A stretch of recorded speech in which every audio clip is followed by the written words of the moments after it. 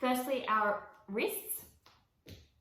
Okay, so everything is aligned underneath. We're going to wrap the arms in, so you're really wrapping in here, okay? And you're going to move from side to side. This is going to be really good if you have RSI or you're working a lot on the computer or you've got sore wrists and shoulders. This is going to release a lot. You can start to do circles. It should feel nice. It shouldn't feel too intense or too painful. Using your breath to guide you in this movement. So we will work into some isolation drills for wrists. So from here, we're going to actively push the ground away. Hand is down, and I'm going to push over to the side. Okay, so I've got a nice lean. This is dependent on how flexible you are, how far you go. This is an isolation exercise. So until you feel some stretch, don't put your hand on the elbow, above the elbow. Breathing deeply. Push the fingertips down so you make sure that you're not crawling. Push them down to get that flexibility. So inhale, expand, exhale, relax. You could inhale, push the fingers down and stretch them, and exhale, relax.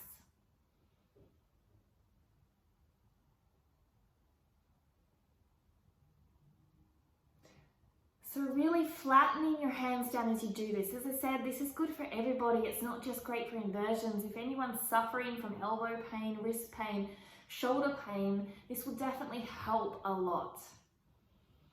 From here, you can place the hand on top of the hand and start to lean over a little bit more to extend it further. And you can start to rotate a little bit round, moving, so you're pushing into it, into the depth that you need, okay?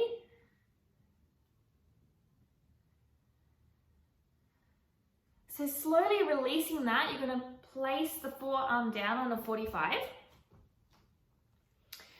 So it's going up and you're going to push this hand down onto the mat, yeah? So it's going to work into the capsule, the joint capsule here.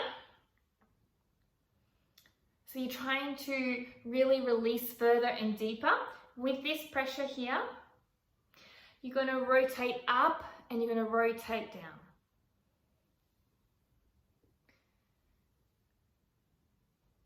We're just creating space here. It's not as big as a stretch, but it really helps with the mobility and the fluidity of the joint. Slowly release. Feel the difference between the two. You can decompress by squeezing just under the bone of the wrist, and then you might be able to get a few release. This is a decompression one way to the other with a fist. Okay? If you need that. Again, we're going to go now on the other side. All right, so pushing the earth away here. Deep breaths, breathing strongly.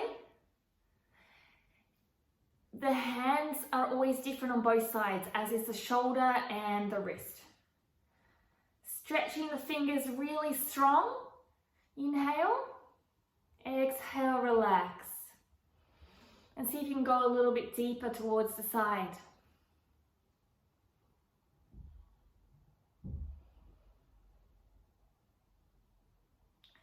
So again, we'll do another activation like that.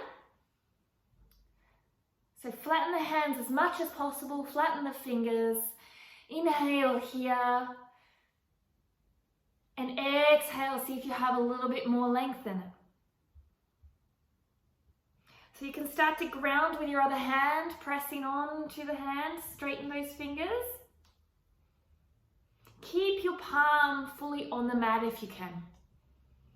And just moving back and forward and swaying into this movement.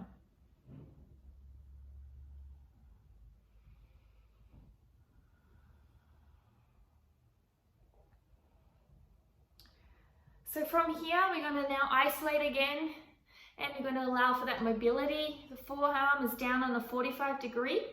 Hand comes on top, and we're just going to do those rotations. If you find one angle intense, just take a pause there. Your body might need some releasing.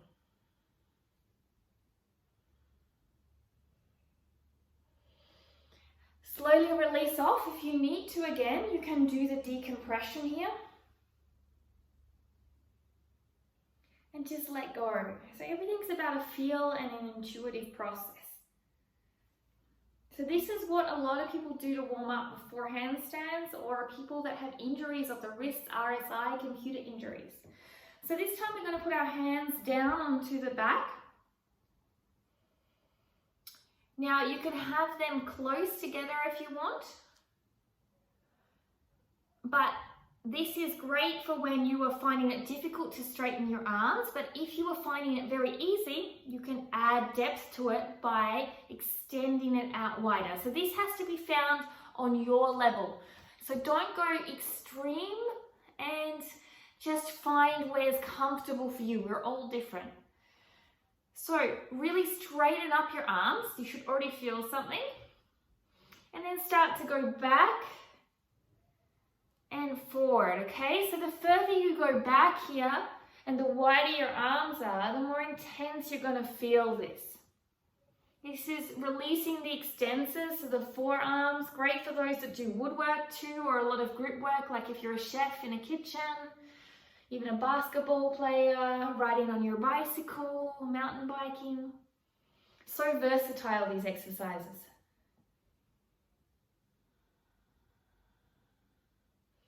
So slowly release off. You probably feel it quite somewhat.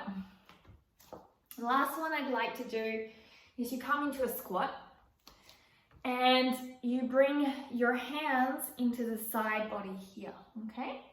For everyone, this is going to be different as to where you can go. And you're going to snuggle in under, okay? From here, you might be here feeling a fantastic stretch. If you've got more room, you can start to bring your elbows in. Now, as I said, this is very different. For some of you, you're going to go in like this, and for many of you, you're just going to sit here, and even sitting here with your heels down is going to be extensive. So you've got two bangs here. You've got your Achilles being stretched, flexibility-wise, and you've got your shoulders being stretched, so it's fantastic.